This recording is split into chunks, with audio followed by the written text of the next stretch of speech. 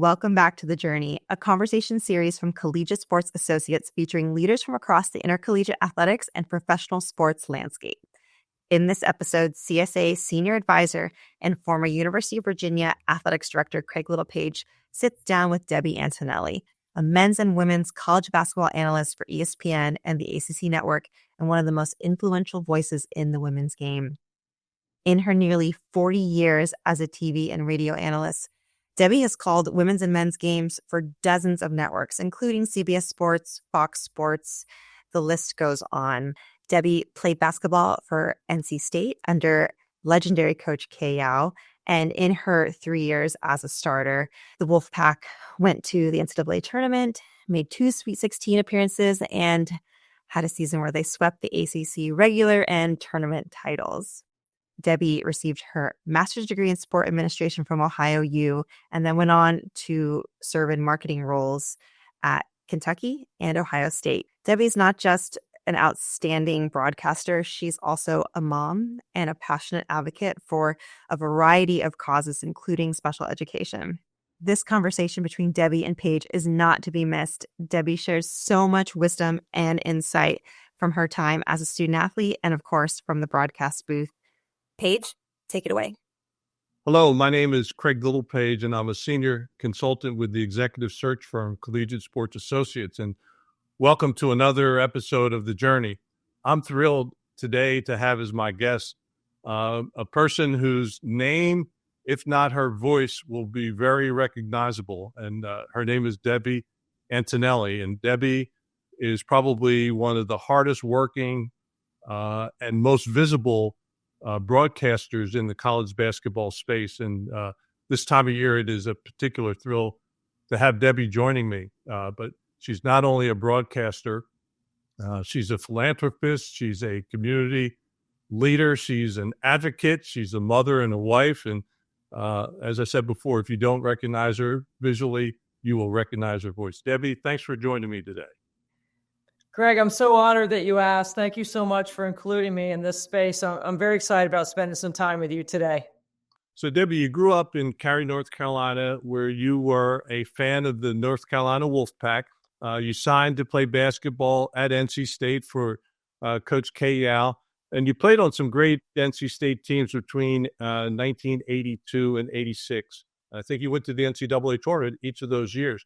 Mm-hmm. What were some of the highlights of your career at NC State? You talked to me about your great screens and your inbounding skills, but talk a little bit more about the accomplishments of the teams and maybe some of the highlights from a personal perspective. Well, I remember winning the ACC regular season and the tournament in the same year. We played in the finals of the ACC tournament a couple of times and did not win. So winning the ACC tournament crown, as you know, is always something that's memorable, especially when you get to do it with your friends and your teammates. The best part about playing basketball back then was it was highly competitive. I played on really good teams with really good players. I had a Naismith Hall of Fame basketball coach that taught us on the floor and off the floor how to handle our business. And I still am in contact and talk to my friends and my teammates from those teams. And it is really great when we all get together because we tell the same stories, we share the same laughs, and we don't remember who scored or, what happened, but we remember having success as a team because we work together as a team, and we have been able to maintain friendships since. So you mentioned playing for Kay, and what was it like playing for Kay? What were some of the lessons learned in that experience over the 4 years? But I know that she was the type of person, she was the type of coach that has had a great influence on her players and those around her lifelong. I was so fortunate because I had a 30-year relationship with my coach. In today's landscape, it's so different. I fear for the players today. They may not get to have that. Kay Yow, I went to her camps. I went to her clinics. I did everything I could to make myself good enough so she would pick me. I put myself in a position through my work ethic to be recruited by her. And then because I could really shoot it and I was working on the other parts of my game, I think she decided that she would take me. And 4 years of incredible joy. what a wonderful person and human being. And we had such great teammates. I mean, we never had a lot of issue. Coach Yow came at everything like a teacher. There wasn't a lot of drama. It was very much, here are the standards. Here's what I expect. And then she would lay it out for us and teach us what we needed to do. And I don't ever remember her getting upset or yelling at us. I always remember her bringing everything to us as it, what did we learn? What could we do better? What mistakes did we make? How can we fix them? And I think it's just the way I see everything in my life. We are going to have adversity. There's going to be things as small as a turnover or things greater than that in your life. And what happened? How can we fix it? How do we move forward? What's the next plan? I feel incredibly blessed that I have been able to share through the Kay Yow Cancer Fund her legacy and how much she cared about people. Because the reason why she made her battle so public with her battle with cancer, her 28-year battle with cancer, is because she wanted to make sure that she made everybody else's life better. And I think that's what we do. We're servants. I learned to build, I learned to serve. And I think if you do those two things, you empower people to do the same. And those are things that she helped. When you're young, you don't always understand it, but as you get older, you certainly do. And you look back, and I'm so grateful that I had 30 years with her. So in 1986, then you're approaching graduation from NC State.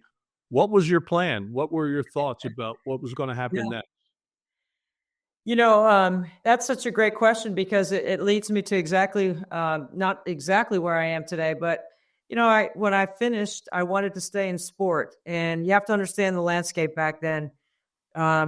There weren't opportunities for women to play in the United States. You had to go overseas, and you had to be really good. Now anybody can go overseas and play. And my skill set probably would not have transferred to going overseas, and I didn't really have any interest.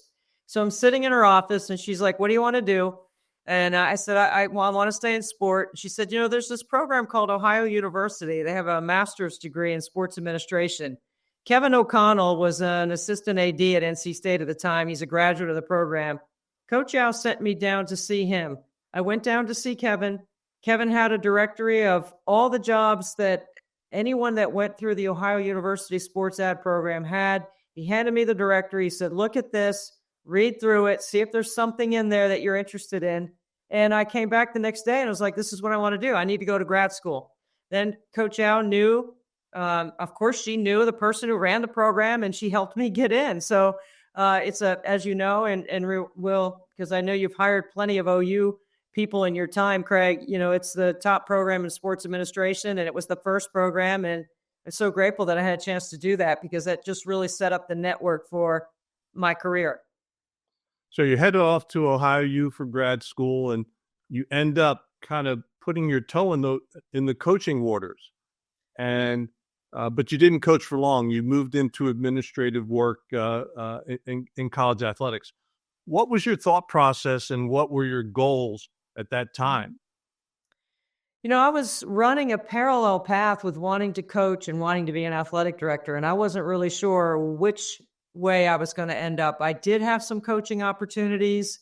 And when I was at OU, Gene DiFilippo came to OU, interviewed 6 of us, selected me as an intern. I went to the University of Kentucky. When I got to Kentucky, there was assistant AD for athletics, fundraising and marketing, and a secretary. And that was it. So this, the time was different. In women's basketball, there was one game on television, and that was the CBS National Championship. So there wasn't all the opportunity and inventory that there is today. So I did my internship. My time at Kentucky coincided with Eddie Sutton's last year and Rick Pitino's first 3 and the hiring of CM Newton.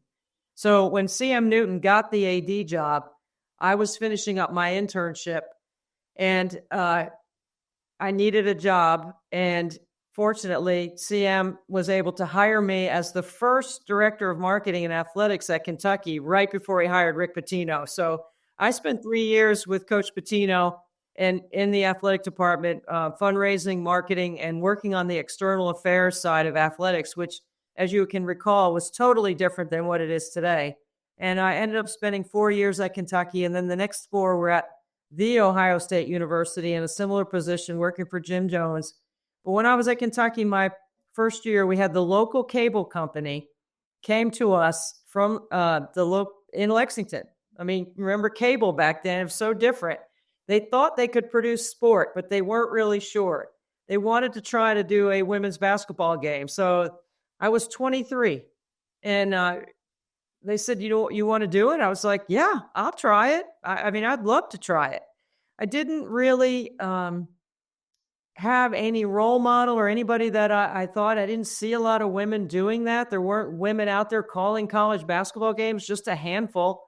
And so I gave it a try. And so then I learned that everything that I did to prepare for the game was just like coaching minus dealing with the players.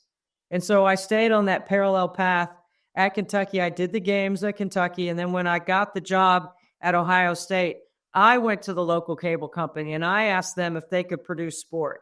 They said, we don't know. I said, well, we're going to learn together. Tell me what it would cost. As the director of marketing at Ohio State, I'm going to sell the inventory.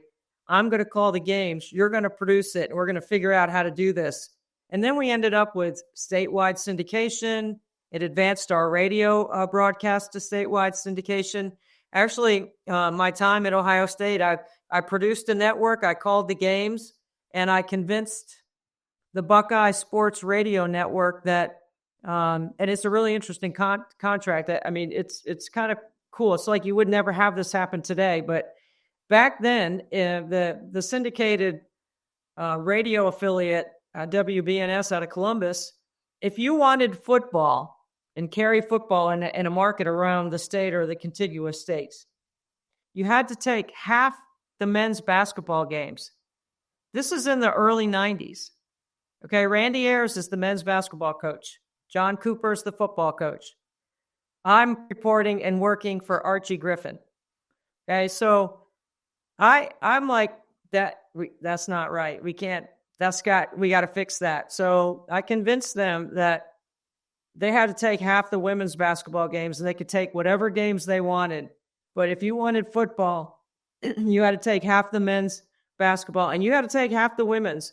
And so we ended up with a 55 station radio affiliate network across the state of Ohio for women's basketball, plus a syndicated TV package from our local cable company that carried games in other markets outside of Columbus.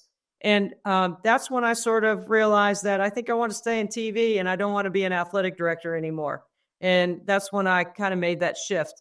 At the same time, we had our first kid. And I thought, oh, there's no way I'm going to be able to travel in my job like I traveled at Ohio State.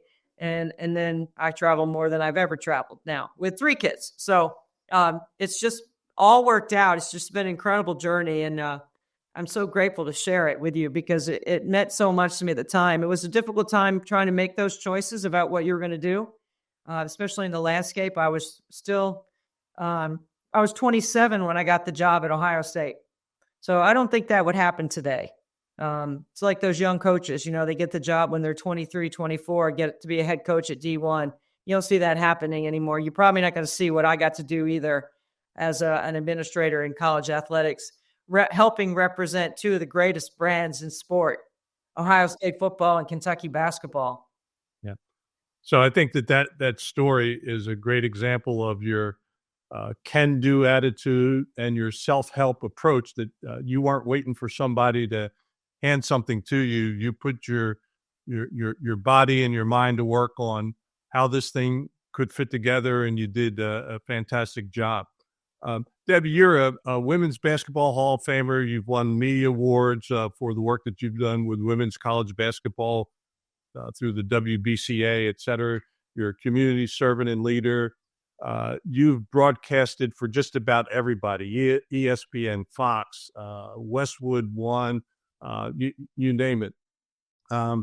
Is there a media organization that you haven't worked with? I mean, over the course of your career, you've touched just about every media outlet, particularly those that have been in the college basketball and the college athletic space.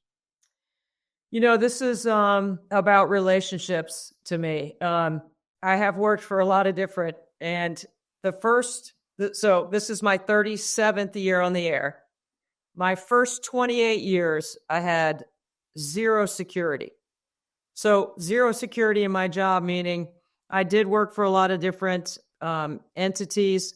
I would have a game rate based on a regional or a national game, but I didn't have a minimum number of games. So when you guys would convene in your spring meetings, if you guys decided, athletic directors, coaches said, we really don't like Debbie Antonelli on our package anymore, I could have been gone. But it's a testament to building relationships, being present, networking to maintain, and then working hard, because nothing substitutes for hard work. When people say, what's the best advice you can give? I always say, you got to work. You got to work really hard. I've been very fortunate. This will be my 9th year on CBS, so the first and second round of the men's tournament. I'm a full-time employee of ESPN. My schedule's split about 50-50, men and women's college basketball. I work primarily in the ACC on the men's side. On the women's side, I do have a national package, and I'm as excited every day waking up calling a game as I was the first time I ever did it. Nothing has changed for me. I don't mind the travel. We always figure it out at home. There's no balance, but there's a rhythm to what we do, and I'm just so grateful that I've had this incredible opportunity with many great teammates along the way that have helped me. From your point of view, what makes a great sports broadcaster? Well, for me, I think it's, how and why. So my job is how things happen, why they happen. Have to be an expert on the rules. I think it's imperative that you understand the strategies, the tendencies, advancing plays, doing homework, being a good storyteller when it's appropriate to tell one.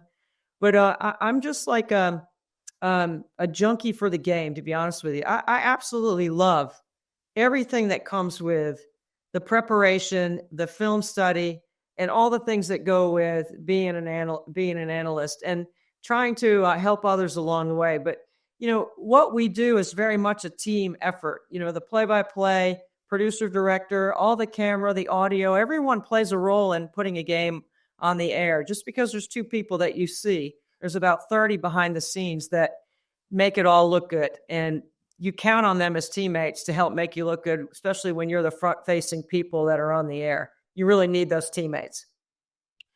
Is there any one part of the job as a broadcaster that brings you the most joy?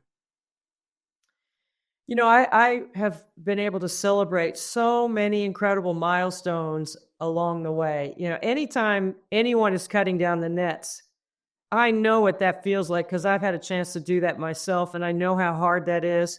Winning in this industry and in this landscape is not easy. And when teams come together and, serve the game to make the game easier for their teammates, I love that because that's the way I see the game. I've always called myself, Craig, the best non-stat starter in NC State history. 3 years of starting with very little stats because I just was involved in helping my teammates be better. It could have been setting a screen, running the floor hard, making the extra pass, just closing out, boxing out, all the stuff that you don't see on a stat sheet that as a coach that is important to helping your teams compete at the highest level. And that's the way I see the game. So when I see teams doing that, that gives me pure joy. I mean, I love to see, and I love to see somebody get really hot, shoot till their arm falls off. That's exciting for me too, because I just love offense. I'm all about offense. So you see a lot of basketball, both men's and women's basketball. If you had the power to do so, how would you change the game? How would you make it even better than it is? Well, I think, if you're speaking specifically to the women's game, I think there's a lot of things that we have. I don't know how much time we have. I have a lot of ideas, but, I'm 15 years into pushing for one regional. Sweet 16 to Vegas is the title that I called it 15 years ago. I do think I had an impact in changing the format from 4 regionals to 2 on the women's side. I still think we should be at 1. I really would like to tinker with the Final 4. I don't know if now, because of the greatest disruptor in the history of our game, Caitlin Clark, has changed the way people view our game, that we should take a look at how we're formatting our tournament. And I also think because, and I don't speak for ESPN, but ESPN is partners with the NCAA. I'd like to see that partnership extend to a little more storytelling on the ESPN side. Like, I would almost like to see the NCAA give $500,000 back to ESPN so we can use our platform format, our storytellers, our producers, our talent to be able to share the stories of college basketball, because we are the deepest invested in it. And it would only serve the tournament to build ratings and inventory coming up as we continue to sell our game. But I want our game to be positioned for creative inventory and to be sold at the highest level. And we're just starting to invest on that side. And I think it's important and at a critical time.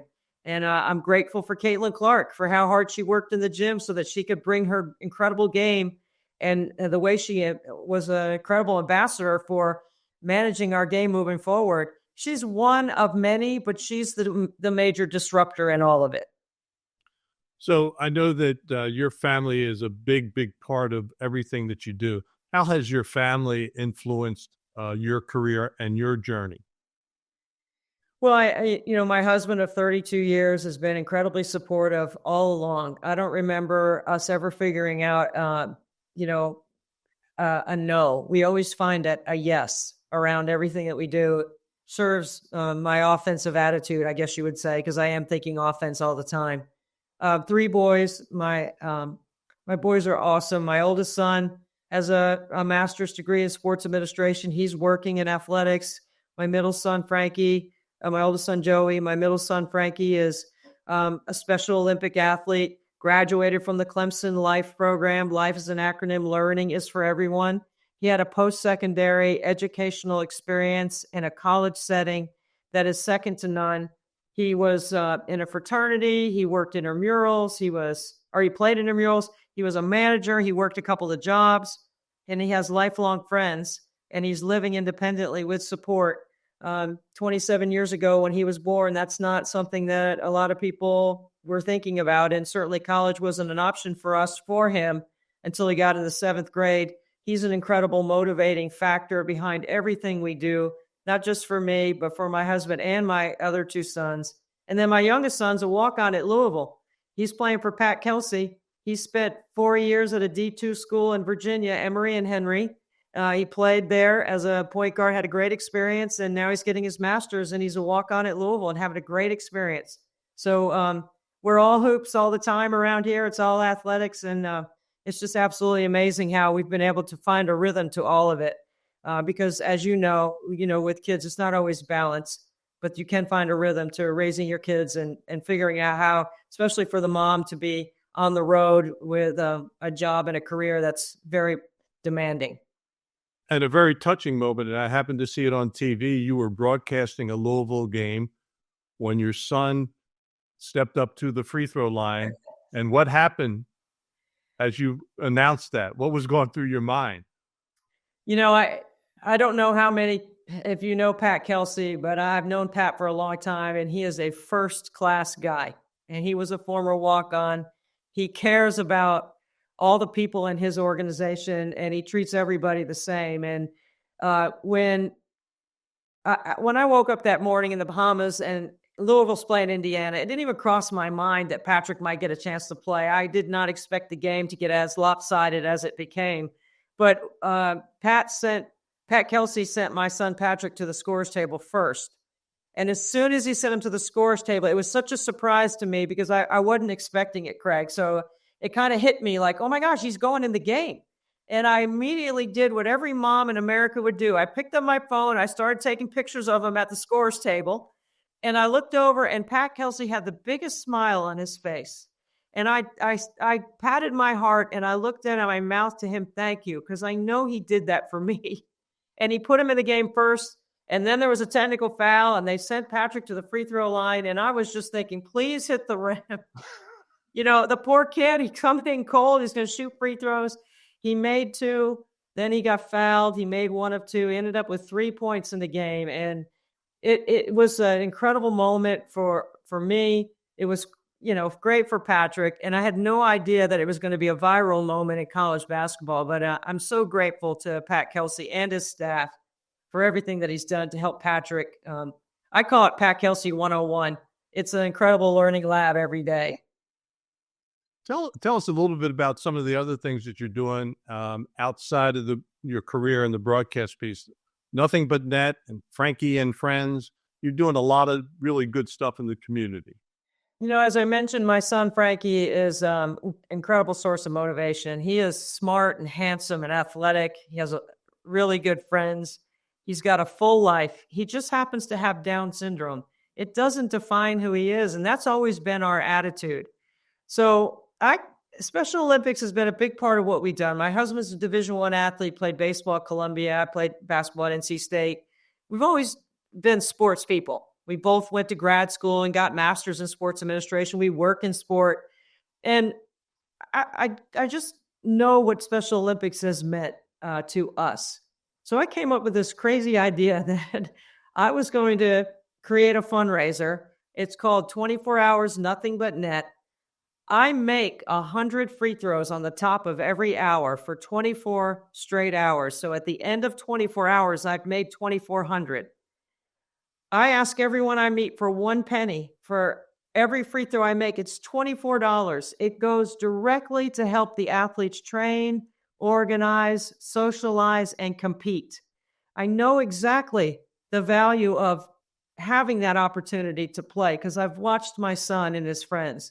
And my son, Frankie, is a high-level athlete. Like, he's amazing. He can do everything. He's won a bunch of gold medals playing basketball, swimming, golf. He's just a great athlete. So in 6 years, Craig, in my driveway in Mount Pleasant, South Carolina, we have raised over $1 million. It goes straight to Special Olympics. 24hoursnbn.com is our website and the donation link. And that's where people can go and make an impact on helping athletes that need a little help. And it's worked out to be great. I'm training right now for year 7. I'm going to keep going until I can't. I shoot till my arm falls off is literally what I'm doing. And the fitness and the training is for real.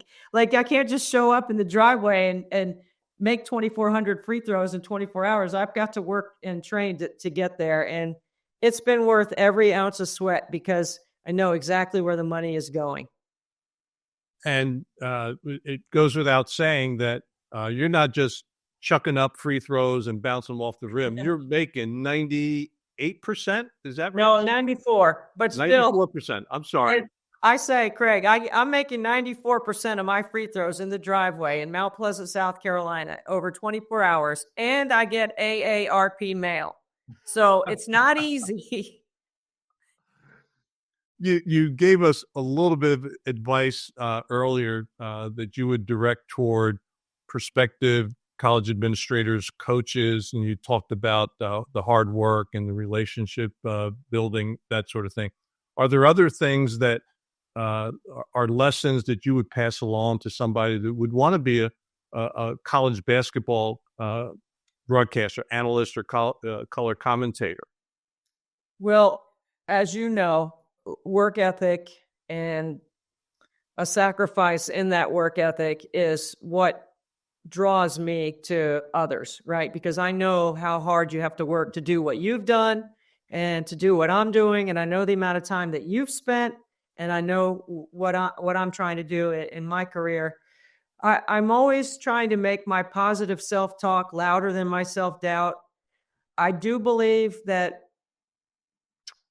hard work is the avenue for success, but I also think that networking and building relationships along the way are really important. You have to understand how to network. You have to understand, with my fundraiser, last year I had about 900 donors. The year before I had 1,000. I write a handwritten thank you note to every single donor. It does not matter the amount of money that they give to Special Olympics and to 24 Hours Nothing But Net. So I literally write a personal handwritten note to thank them because it means so much to me. It's so personal. And I think that's how I've been able to build my career. I've always done that. I've always taken the time to get somebody's name and try to find a way to build my Rolodex, if you will. Kids don't even know what Rolodexes are. I had a double wide on my desk when I was the director of marketing at Ohio State. I think work ethic, And, being a good teammate, because you're always going to be on a team. It could be a family team, an athletic team, could be your workforce team. And there's things that come with being a good teammate that I think are really important. So I sum all that up into build, serve, and empower. I want to build, I want to serve, and I want to empower others to do the same thing. And I do want to lead by example. So what's the next big challenge for Debbie Antonelli? One day I'd like to put all of my stories in a book. I think that's something that's important to me. I spent 3 years trying to convince NC State to create a program like Clemson Life. NC State and Clemson have identical land grant missions, and it took 3 years, but NC State has created Elevate. It's probably the thing I'm most proud of, is that providing an opportunity for a post-secondary experience like my son had for families like ours. I'm working on other universities right now, trying to convince, now that I've gotten NC State to go, I don't see why I should stop there. Just because NC State was my school, there's a lot of opportunity out there for families like mine. And if I can lead the charge there and help somebody else figure that out on their campus, I'm going to do that. So those are a couple of things on my mind. And then I'm ready. If Raftery or Jay Billis can't go, I'm ready to slide right in there. Debbie, you've been gracious with your time, and I'm so pleased to be able to squeeze into your very, very busy schedule. It's been a joy to spend the time with you today, and look forward to running into you in the airport or on the sidelines, and keep doing the great job that you're doing. And thanks again. Craig, I have so much respect for you. I've admired your path and what you've done. I certainly love my time coming to Virginia and getting to see you when you were the athletic director there. And I know you love hoops too. So thank you for everything you've done to serve the game and to give people like me a chance to do what I love to do. Thank you. Thank you very much, Debbie Antonelli.